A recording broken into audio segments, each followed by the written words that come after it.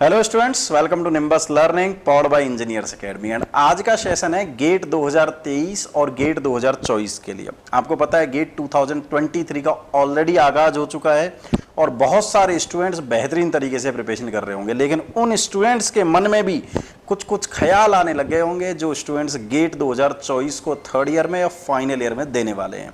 तो मैं हूं Pankaj Goyal, founder member of engineers academy, and आज है हमारे साथ में Pankaj Garg sir, CEO of nimbus learning. हम आपसे डिस्कस करेंगे कि यदि आपको गेट 2023 या गेट 2024 का एग्जामिनेशन देना है, और मैं बार बार बच्चों को बताता रहता हूं कि सक्सेस मंत्रा क्या है, सक्सेस मंत्रा क्या है, कैसे एग्जाम की तैयारी करनी चाहिए। आज हम आपस में आपसे डिस्कस करके ये भी हम आपको बताएंगे कि यदि आपको गेट 2023 में या गेट 2024 में सक्सेस होना है, फर्स्ट अटेम्प्ट में आपको एग्जाम निकालना है, अच्छी रैंक के साथ में निकालना है, तो उन पुराने स्टोरीज, उन पुराने स्टूडेंट की क्या जर्नी रही है जिन्होंने किस एग्जाम को निकाला था, जिनमें से एक मूलभूत फैक्टर आता है कंसिस्टेंसी।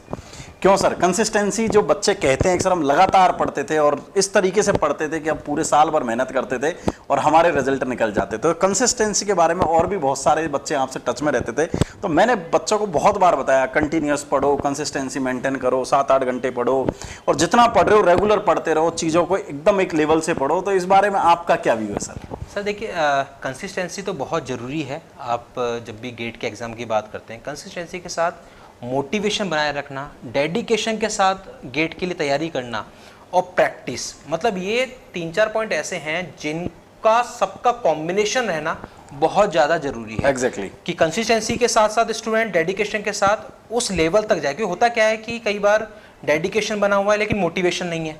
2 महीने 3 महीने पढ़ा, देन मोटिवेशन डाउन हो गया तो वो साल भर की जर्नी पूरी नहीं कर पाएगा, राइट? या फिर मोटिवेशन भी है, डेडिकेशन भी है, लेकिन लास्ट में जाके कहीं ना कहीं प्रैक्टिस की कमी रह गई।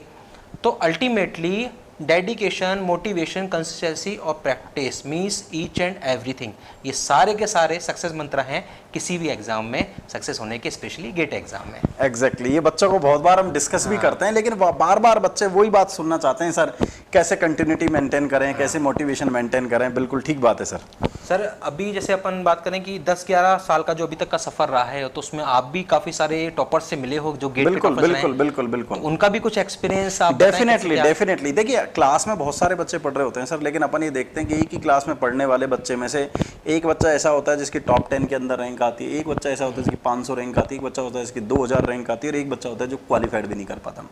अल्टीमेटली जो टीचर ने डिलीवर किया, जो फैकल्टी ने पढ़ाया, वो तो सेम था, और क्लास में जो बच्चों ने ग्रास्प किया वो पर्सन टू पर्सन वेरी करेगा।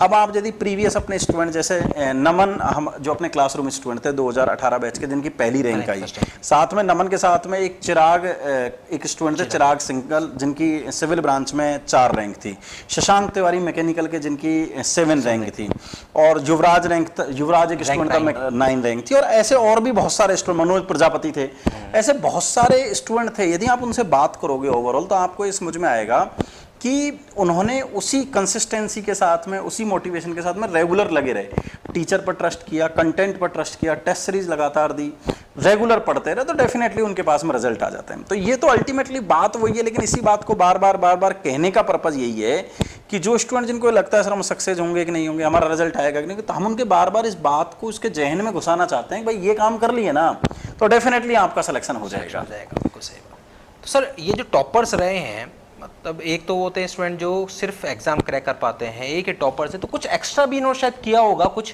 इसके अलावा। बिल्कुल जो आप कह रहे हैं, एक्चुअली क्या है, इन सब में ये सिमेट्री तो रही है कि भाई इन्होंने ये सारे काम किए, किसी ने कम किए, किसी ने ज़्यादा किए, किसी की पहली रैंक आई, किसी की 50 आई, किसी की 100, लेकिन जो टॉपर रहे या जिनकी डबल डिजिट रैंक आई, इनकी एक बड़ी कॉमन बात रही कि इन्होंने अर्ली बर्ड बड़ा बेनिफिट उठाया। अर्ली बर्ड का मतलब है अर्ली स्टेज में इन्होंने प्रिपरेशन स्टार्ट कर दी।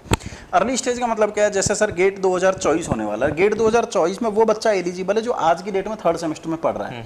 अब 2024 में जब वो 3rd ईयर में एग्जामिनेशन देगा तो वो जनरली स्टार्ट करता है प्रिपरेशन एग्जाम से 6 महीने पहले, मतलब वो 6th सेमेस्टर में स्टार्ट करता है। 6th में तो एग्जाम देगा, 5th में वो स्टार्ट करता है, और 5th में उसके पास में इतना टाइम नहीं होता कि वो पूरी प्रिपरेशन कर सके, एग्जाम दे सके, बेहतरीन तरीके से प्रिपरेशन हो सके। तो बात यहाँ पर आती है, इन जब स्टूडेंट का आप एनालिसिस देखोगे तो ये सब वो स्टूडेंट थे जिन्होंने और एक साल पहले प्रिपरेशन स्टार्ट कर दी, मतलब थर्ड सेमेस्टर में ही प्रिपरेशन करना स्टार्ट कर दी। यदि आप थर्ड सेमेस्टर के एंड से या फोर्थ सेमेस्टर के स्टार्टिंग से आप प्रिपरेशन करना स्टार्ट कर देते हैं तो बड़ा बेनिफिट मिलता है। मतलब जो स्टूडेंट 6 महीने तैयारी कर रहा है उसकी जगह 1.5 साल तैयारी कर रहे हैं। जो स्टूडेंट लेट तैयारी कर रहा है वो पहली बार पढ़ रहा है जब ये रिवीजन कर रहे होते हैं। जब वो स्टूडेंट जो इसका बराबर वाला जिसने बाद में प्रिपरेशन स्टार्ट करी वो जब क्वेश्चन कर रहा होता है, ये अपने डाउट पूछ के बेहतरीन तैयारी कर रहे होते हैं, ये 2 बार टेस्ट सीरीज देते हैं, तो डेफिनेटली इनको बेनिफिट तो मिलता है। तो इनमें बड़ी एक कॉमन बात ये थी कि ये सारे के सारे स्टूडेंट, चाहे हम नमन की बात करो या फिर शशांक की बात करो या जिसकी बात करोगे, ये सारे फाउंडेशन बैच के स्टूडेंट हो। ऑल्दो रेगुलर बैच में भी कुछ स्टूडेंट हैं जिनकी अच्छी रैंक है और डेफिनेटली आ सकती है, लेकिन सिलेक्शन की ही नहीं, टॉप रैंक आने की प्रोबेबिलिटी तब ज्यादा बन जाती है जब आप किसी फाउंडेशन बैच के स्टूडेंट। और आपको बताया सर, अपना जो फाउंडेशन बैच है उसका नाम है आरंभ बैच, जो ऑनलाइन और ऑफलाइन दोनों तरीके से चलता है। बिल्कुल। अब यदि आप उस बैच को देखेंगे तो उसकी कुछ और भी इंपॉर्टेंट बात होती है कि वो बैच ऐसा बैच है क्योंकि आप थर्ड सेमेस्टर में या फोर्थ सेमेस्टर में ज्वाइन कर लेते हो तो कॉलेज के साथ में वो मैनेज हो जाता है, कॉलेज के एग्जाम आपके इंप्रूव हो जाते हैं, कॉलेज के सेमेस्टर की पढ़ाई में वो सब्जेक्ट आप अल्टीमेटली इंजीनियरिंग के सब्जेक्ट तो वही पढ़ना है आपको, प्लस वो फ्राइडे सैटरडे संडे क्लास होती है तो कॉलेज के साथ में बच्चे मैनेज कर ले जाते हैं, उनको छुट्टी की जरूरत नहीं होती। लेकिन जो बच्चा जब वो थर्ड ईयर में आके फाइनल ईयर में आके जब वो रेगुलर कोचिंग करता है, कॉलेज मैनेज करना है, प्रोजेक्ट मैनेज करना है, प्रैक्टिकल मैनेज करना है, फिर कोचिंग मैनेज करना है, बड़ा डिफिकल्ट होता है। इसलिए इनके सिलेक्शन की प्रोबेबिलिटी फाउंडेशन वालों की, आरंभ बैच वालों की बहुत ज्यादा होती है। और ये बैच अपन स्टार्ट भी कर रहे हैं, ये बैच अपन अभी सितंबर के 3rd वीक में सभी जगह पर स्टार्ट हो रहे हैं, इंजीनियर्स एकेडमी के सारे सेंटर्स पर।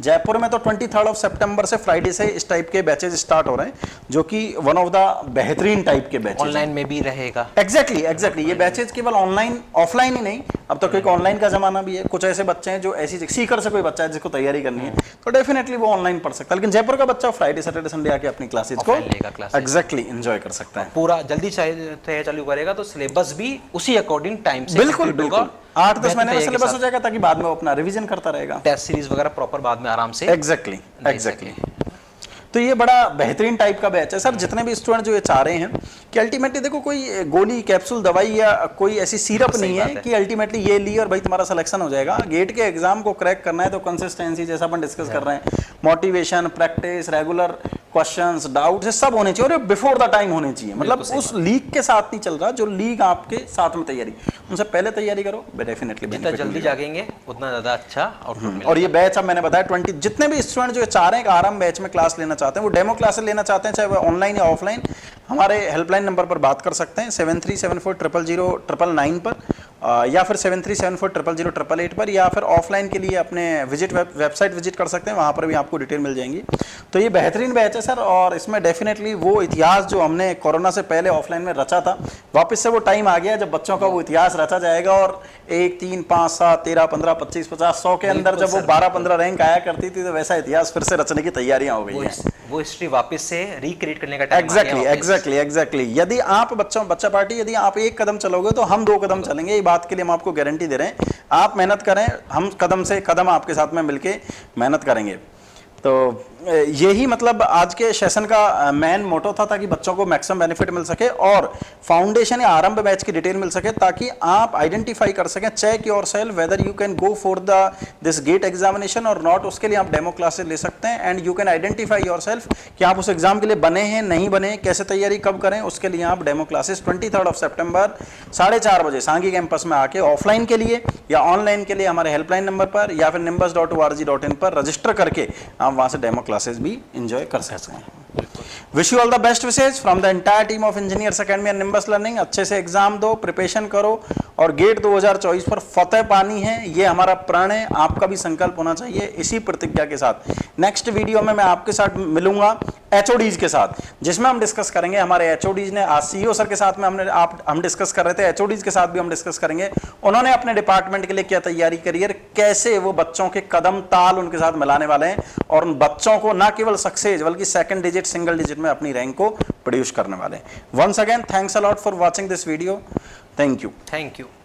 Hi everyone, I am Naman Jaswani, AIR 1 in Instrumentation 2018. Gate 2018 में मैं अपियर हुआ और all India rank 7 mechanical engineering में मैंने प्राप्त किया। युवराज कैसा लग रहा है ऑल इंडिया 9 रैंक लेके? If you really like the video, please hit the like button and share the video, subscribe to our YouTube channel and press the bell icon for the latest updates. Thank you.